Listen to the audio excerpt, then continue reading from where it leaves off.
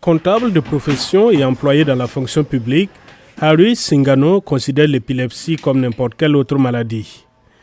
Âgé de 55 ans, ce père de 4 enfants n'est pas né épileptique. La maladie lui a été diagnostiquée au cours des 33 dernières années.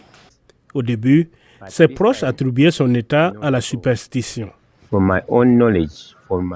D'après ce que je sais, d'après ce que je crois, ce n'est pas à cause de mes collègues de travail ni de mes proches, pas du tout.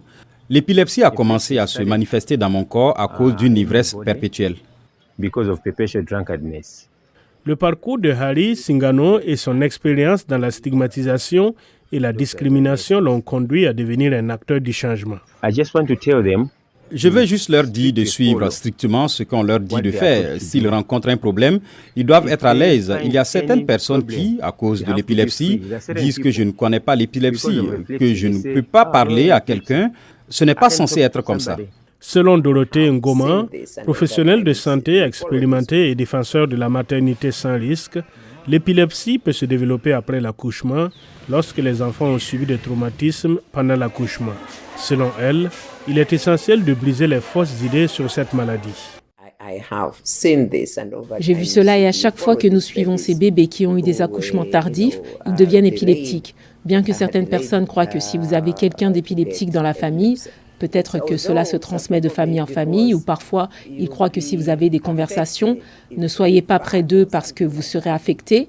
S'ils pètent ou quelque chose comme ça, l'air autour d'eux est infectieux, ce qui est faux, ce qui n'est pas vrai.